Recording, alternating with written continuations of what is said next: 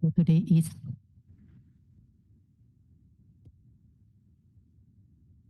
20th March.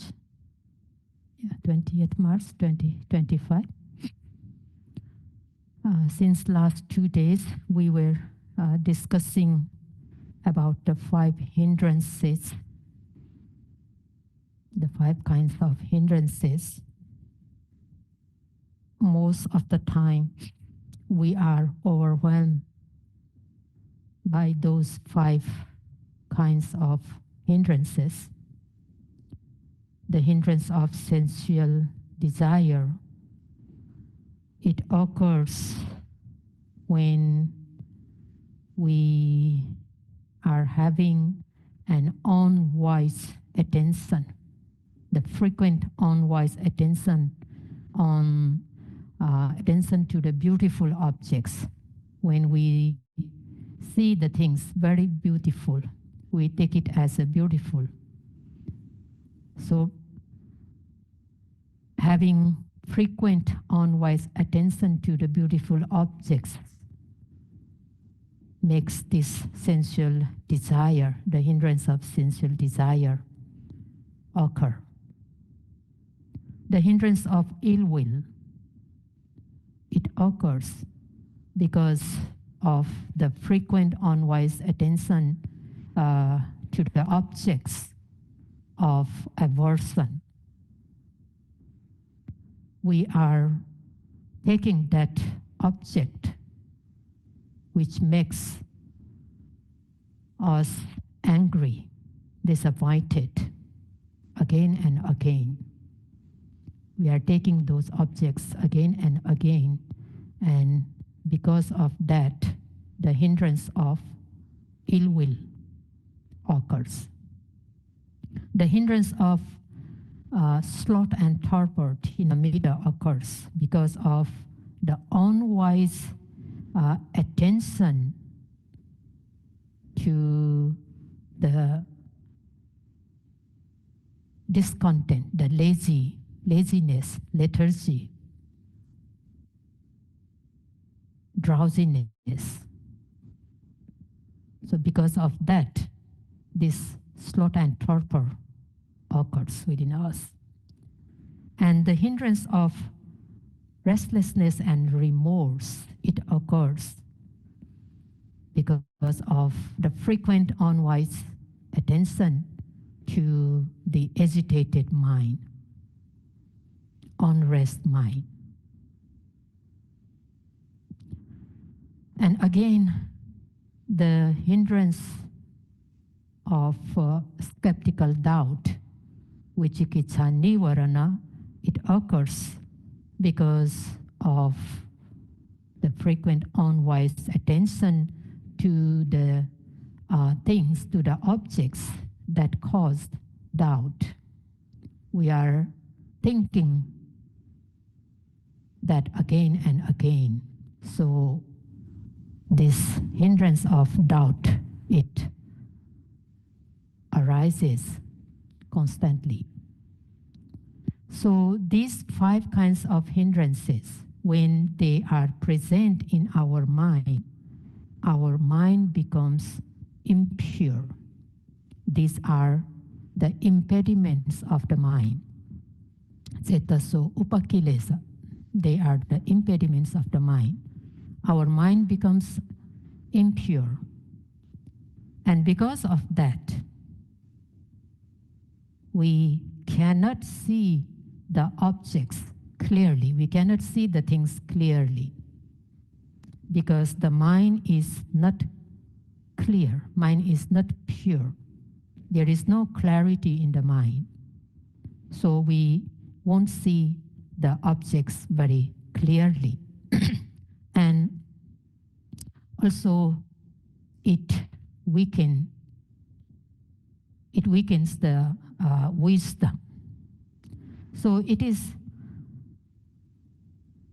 explained in the text that when those hindrances occur constantly, then the wisdom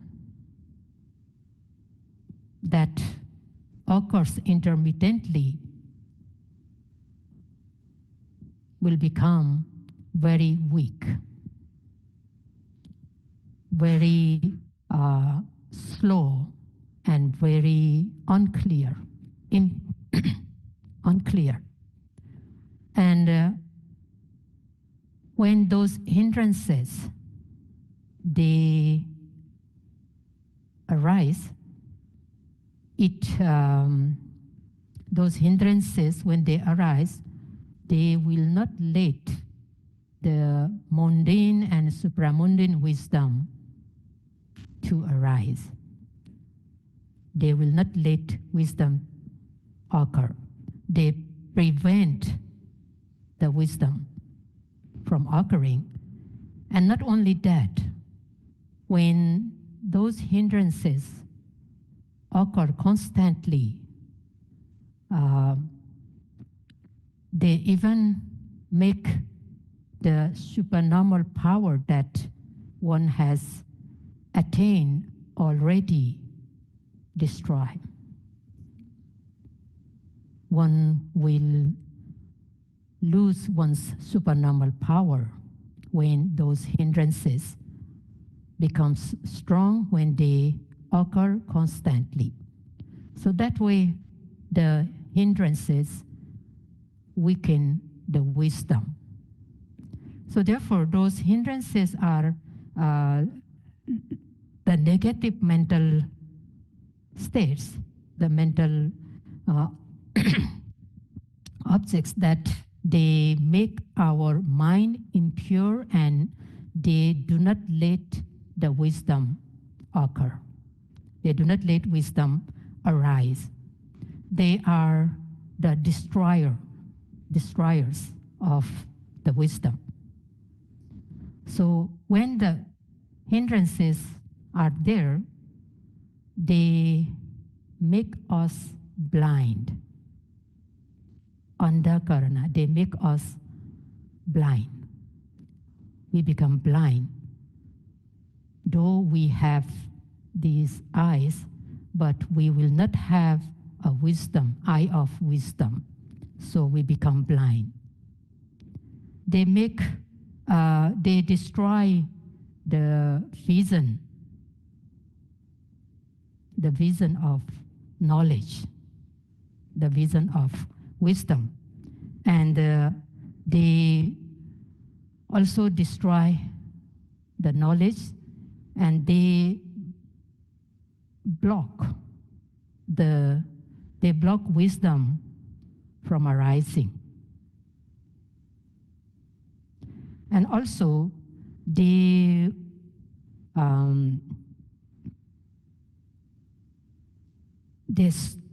block wisdom from arising, and they do not let us to reach the Nibbana.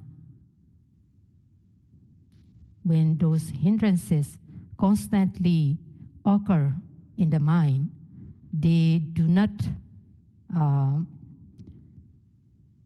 lead us to Nibbana, where all kinds of sufferings are extinguished, and they are on the side of distress. Vikata Pakhiya, they are on the side of distress. So these hindrances are very dangerous, especially when we are doing this Satipatthana meditation.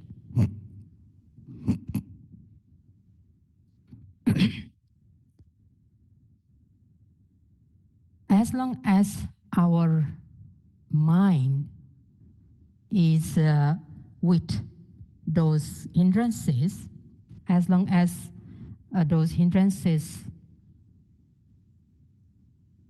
overwhelm our mind, then our mind becomes very rigid.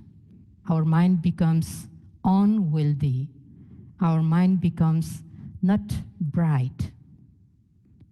So we cannot observe the objects. We cannot get concentration.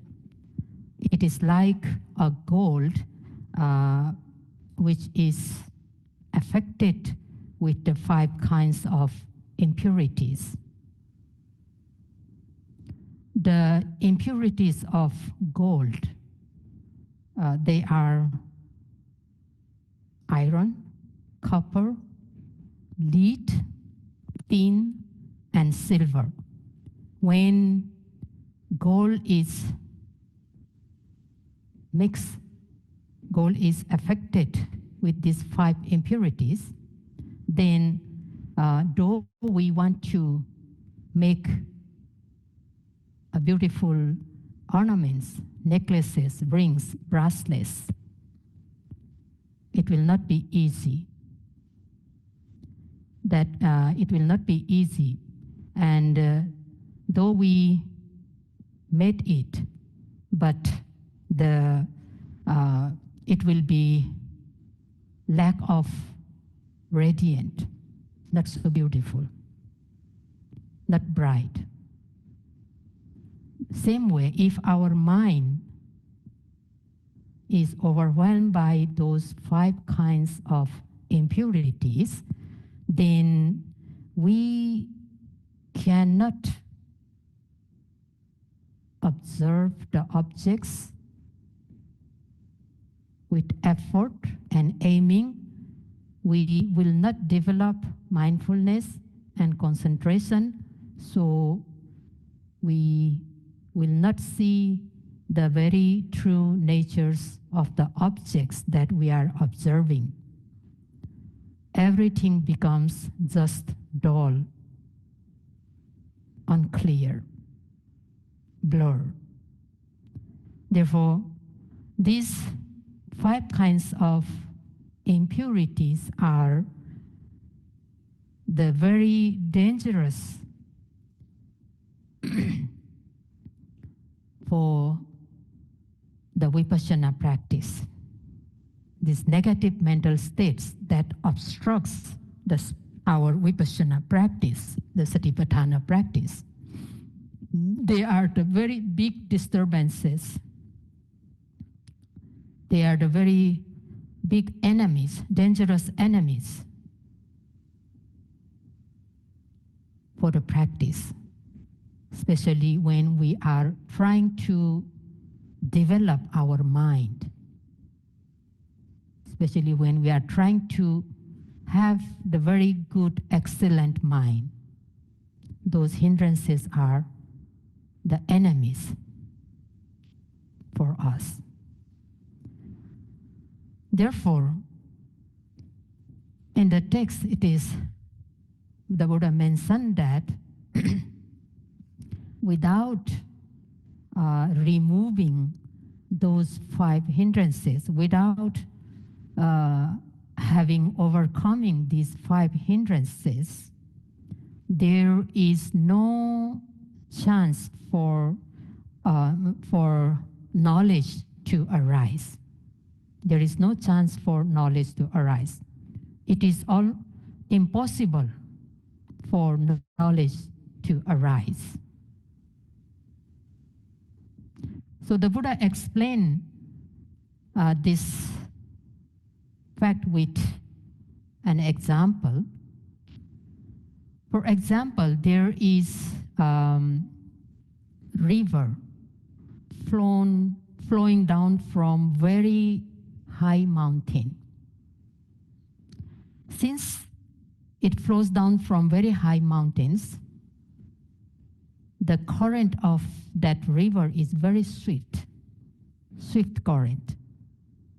And because it flows down from the high mountain, it can flow to a very far.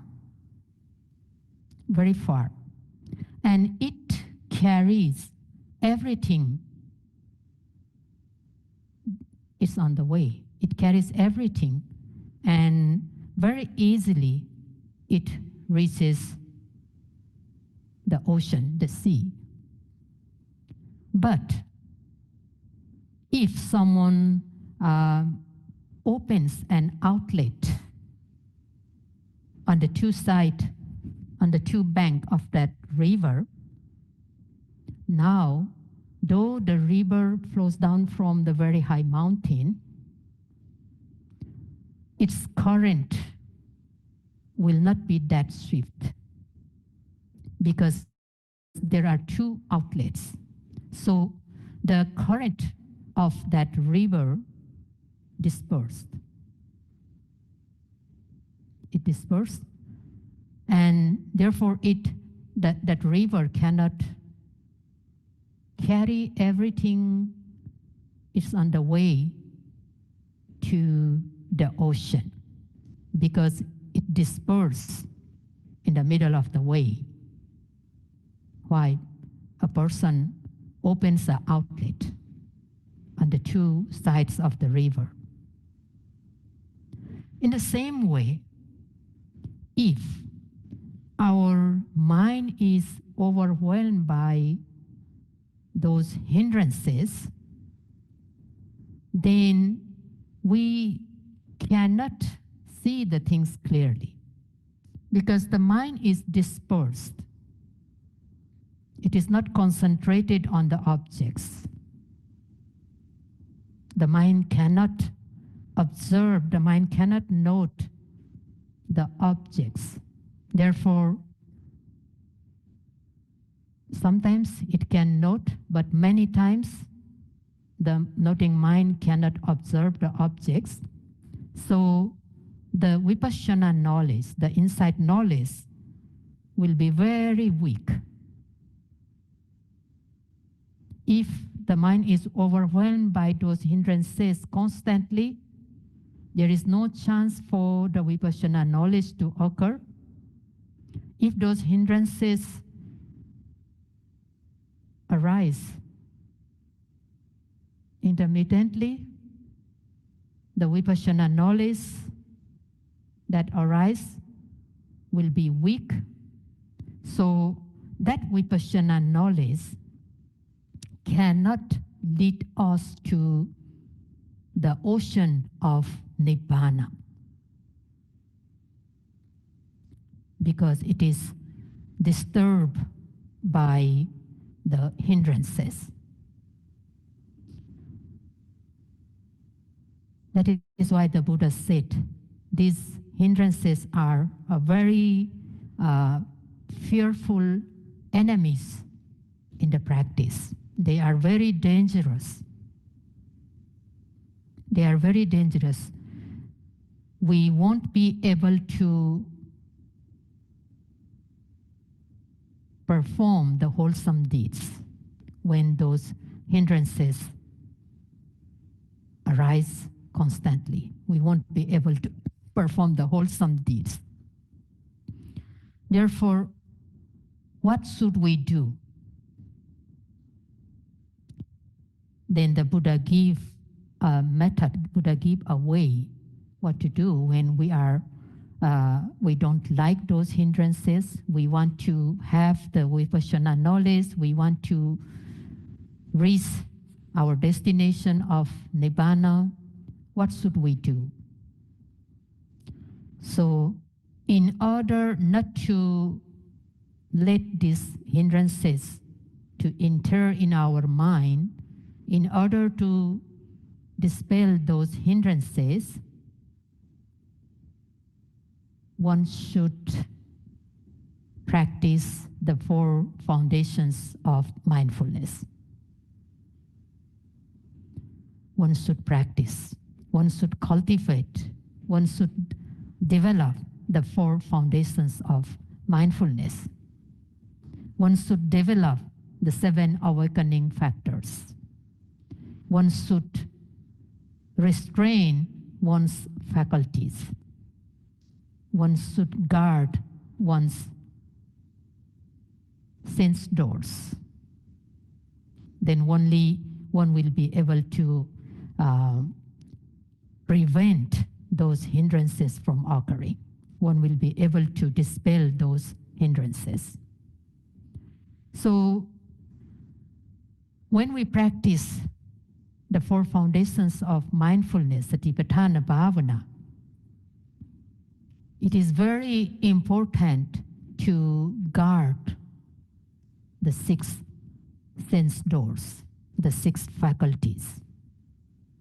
The faculty, the eye door, ear door, nose door, tongue door, body door, and the mind door. The six doors we have to guard. We have to guard these six doors with mindfulness. Sati Kawata. Kawata, Sati is mindfulness. Kawata is the panels of the door. So we should close these sense doors with the help of mindfulness, Sati. So if we are able to guard those six sense doors with mindfulness, then hindrances will not get a chance to enter into the mind. So if we are not able to guard those sense doors with mindfulness, the panels of mindfulness, then very easily these hindrances enter into the mind. And therefore, it's very important to guard these sense doors. In the eye door, the visible forms, it appears. Visible form, the visible objects, it appear in the eye door. In the ear, sound appear. In the nose, the smell appear. And the taste, it appears in the tongue door. And many tangible objects appear in the body door. And many other mental objects, they appear in the mind door.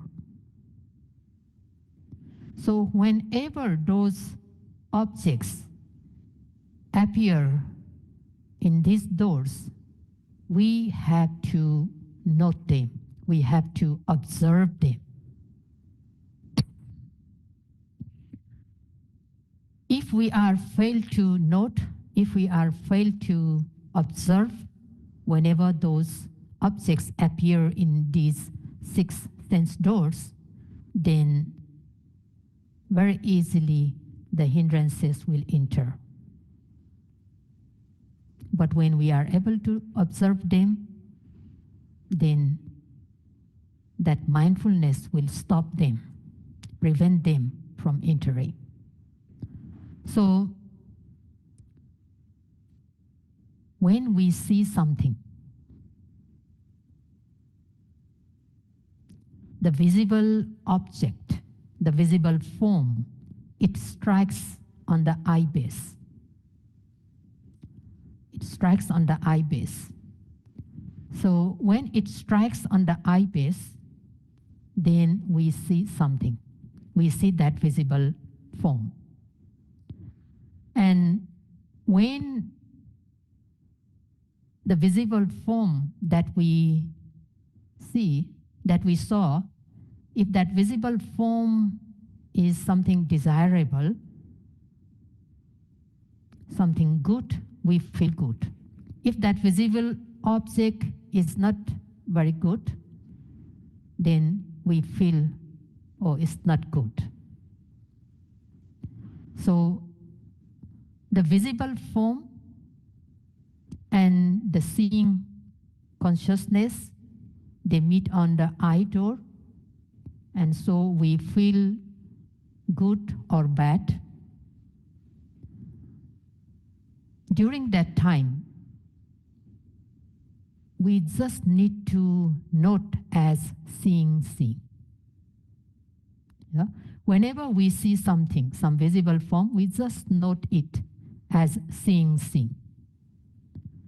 That means we need effort so that the mind becomes active and it can note. And also we have to aim so that the mind directly falls on that object. And we will be able to note seeing, and we come to know that object. Sometimes we come to know about the object that is the visible form here. And sometimes we come to know about the eye base, the eye door, or eye sensitivity. We come to know about the eye. Oh, from this eye, I am seeing that object. We come to know that. Through the eye, we see the object. And sometimes we will be aware of that seeing consciousness. We see that visible objects. So any one of these mind and mental and physical phenomena, we will be aware of that.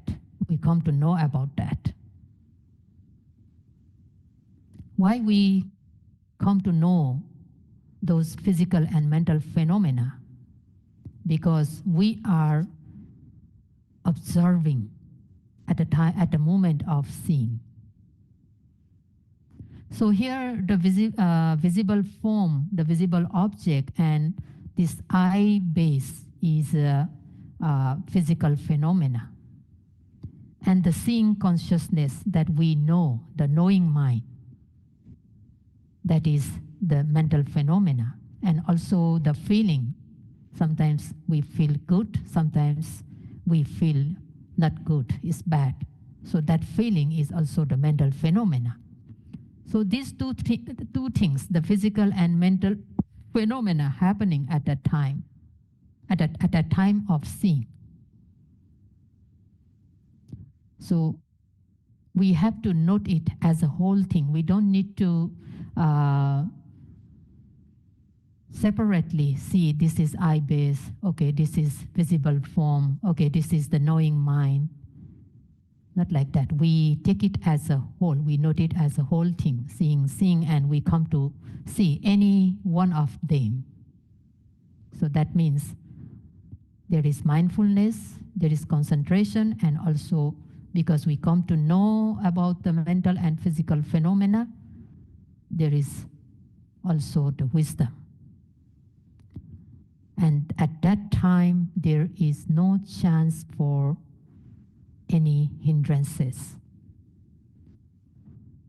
So that way we can prevent the hindrances from occurring. That way we can guard our eye door. And also, because we are just noting and observing that visible form, taking it just as an object, we are not thinking about that visible form. We are not analyzing about that visible form. What is that? Where it is from? What will happen to next? How is it? We are not thinking anything. It is just an object. It is just an object for us. So we should not think about that visible object that we just now see, just now saw. We should not think about. We just take it as an object and note it as soon as we see. During sitting meditation also, we close our eyes. We keep close our eyes. We are observing objects, but sometimes we still see something, some visible forms. But that seeing is not through this eye door, because our eyes are closed. The visible forms we are seeing when our eyes are closed is through the mind door. And that visible form is not occurring in that very moment. Yeah? When our eyes are open, we see the forms that is really in front of us, that is really occurring at that very present moment. But sometimes when our eyes are closed and still we see some sceneries, somebody, some persons, maybe our family members, our friends, we see. But that seeing is through the mind door. But in that case also, when we see those sceneries, those people, then we have to observe it as seeing. We should not follow that object without noting. We should not follow. Just, it is also an object, and as soon as it appears in our mind, then immediately we note it seeing. We should not think about that sceneries, that visible object, that vision. We should not think about that. So immediately we have to note it as seeing, and we will come to know what happened at that time, how we see the visible form at that time, whether it becomes more and more clearer, or whether it becomes blur, whether it disappeared. So we come to know that. Because we are able to note it immediately as seeing, that means there is effort, there is mindfulness, and there is concentration, also wisdom.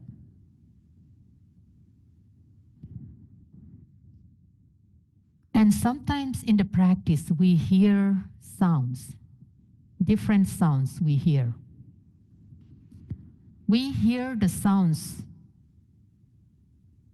through ear. There is an ear base, ear door. And the sound is the object that strikes in the ear. And so the hearing consciousness occurs, the knowing mind, knowing that sound. So this sound and the knowing mind, they meet in the ear. Therefore, whatever sound we heard, we have to note it immediately, hearing. Not thinking about the sound. Where does this sound come from? Who is talking? What sound is that? How loud or how small? We should not think about that sound. As soon as we hear, we note it immediately. Sometimes we feel good, sometimes we feel bad, depending on the sound. But we keep on noting, hearing, continuously. So if we hear the sound that is occurring in that very moment, we hear through our ear base. Yeah? But sometimes in the mind also, sometimes we hear the sound. Somebody is talking with us. Actually, there is nobody talking with us, but we still feel that somebody talking with us, some sound. So in that case also, we have to note that sound as hearing. Sometimes we hear. There is no sound around us, but we still hear some sound in the ear. That maybe some sounds that we heard before, and we are hearing that again in our mind. And we are talking, we hear that talking sound in the mind, talking in the mind, and we hear that sound also. So if we hear that sound, we also have to note it, hearing immediately. Not thinking about the sound, what sound is that, who is talking with me, something like that. Don't think in that way. Just take it as an object and note it immediately. And sometimes we hear the sound from inside also. Sometimes from the belly, or sometimes from the other parts of the body, we really hear that sound. And that one also we have to note hearing. So if we are able to note any kinds of sound that we feel heard, then we have to note that immediately, hearing, so that we can see the nature of that hearing. Sometimes we come to know more about the sound, sometimes we come to know more about this ear base, and sometimes the hearing consciousness. At that moment, there is no hindrances. There is no hindrances. Instead of noting hearing immediately, if we are thinking about that sound, and sometimes the sound we feel not good, then anger may arise. The vyapada nivarana, the hindrance of ill will may arise, not satisfied with that sound. And it makes us angry. So if sometimes we hear the sound that we like, then we may be enjoying that sound. We are just listening that sound, not noting, just listening. Listening without noting means there is no mindfulness. Though we say, I know what I'm hearing, I know that sound, but we are listening, not noting, not observing. We have to be very careful. Sometimes we think that, I know what sound I'm hearing, I know that. And we feel that, oh, my mindfulness is very good at that time because I hear the sound very clearly. But behind that, there are a lot of kilesas may occurring at that time. Because sometimes we feel it's good, sometimes we feel not good, sometimes we are analyzing about the sound, thinking about the sound.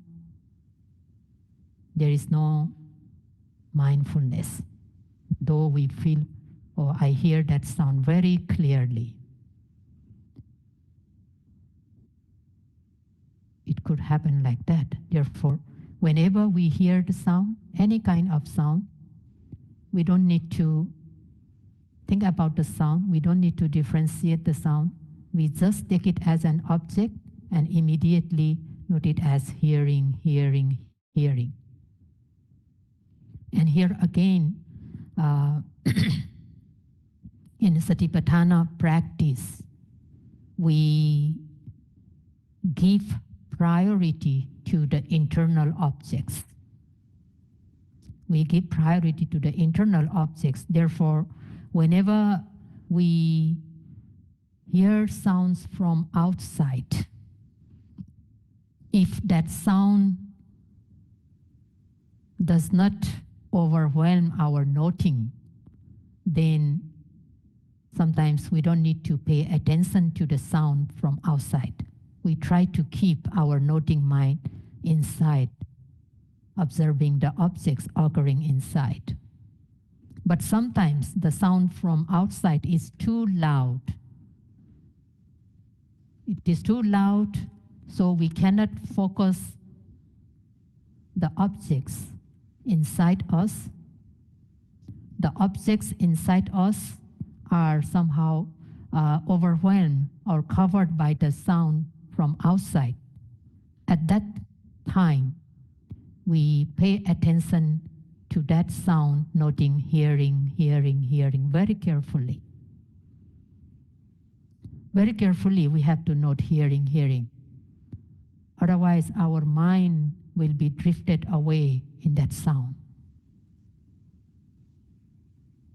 So we have to be very careful when noting hearing, hearing, hearing, the sound from outside. If the sound from outside is not very loud, sometimes we ignore that sound. Especially during walking meditation, sometimes it's difficult to keep our mind on the leg movements because there are lots of sounds around us, there are lots of visible objects around us, then our mind easily goes to those objects. So in walking meditation also, though there are lots of sound around us, we don't pay attention to those sounds.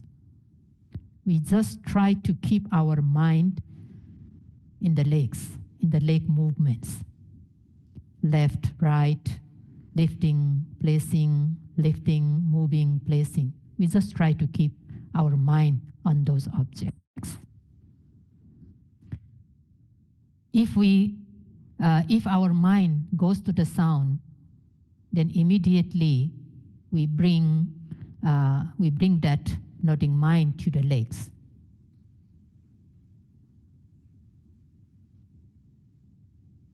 So that way we can guard our ear door, the ear base. And when noting the sound, also we don't need to differentiate, this is ear base, this is sound, this is hearing consciousness. We don't need to do that. We just take it as a whole thing. And note it hearing, hearing. That way we can control our ear. So there will not be any chance for these hindrances to enter in our mind. And we will be able to develop the sustained mindfulness. And when we develop sustained mindfulness, automatically there will be a concentration.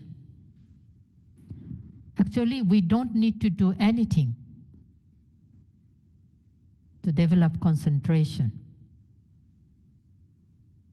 If mindfulness is sustained, then concentration will automatically arise. It becomes stronger and stronger. And to have a sustained mindfulness, we need to apply ardent effort. So here again, the effort is very important, very essential. Initial launching effort. So that effort, the ardent effort, exerting all the time. We should exert that effort all the time.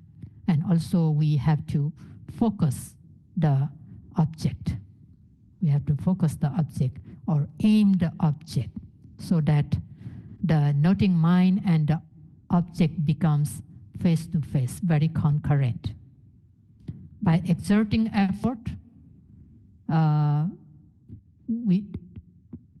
that effort push the noting mind towards the object, so the noting mind reaches the object.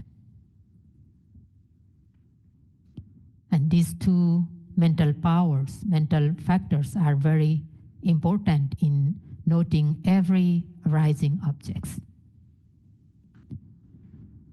And in the nose base, nose door, the smell, good or bad smell, any kind of smell, it appears in the nose door. And so when it appears in the nose door, then there is a knowing consciousness. knowing that smell, knowing consciousness. So when we got some smell and our attention is there already, then we note it as smelling, smelling, smelling, as a whole thing, so that we come to know about the smell. We won't be enjoying the good smell, and we won't be angry on the bad smell. But in the course of practice, this smelling, it hardly occurs. Mostly the seeing the visible forms, and hearing the sounds, and also the touching the tangible objects. But smelling, not all the time, only sometimes we got some smell. And during eating time, there is a tongue base. And when we eat something, when we drink something,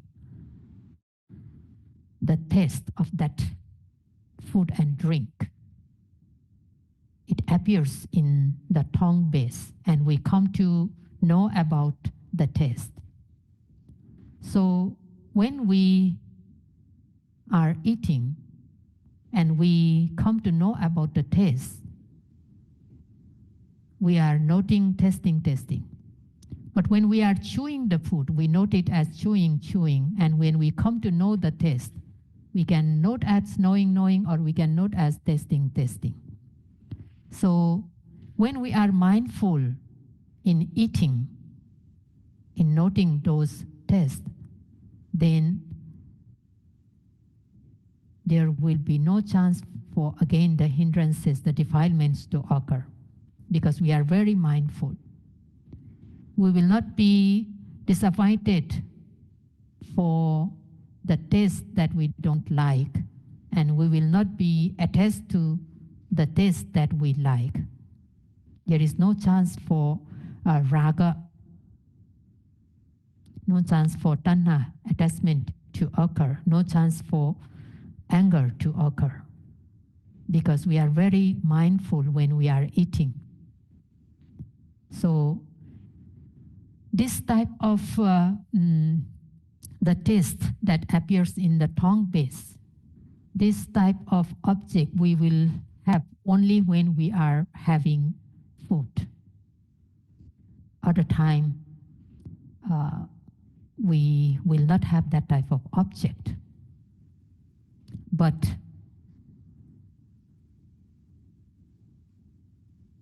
tangible objects, we may have that tangible objects most of the time, because the whole body, our whole body is a body base, is a body door, and many kinds of tangible objects appear in this body base.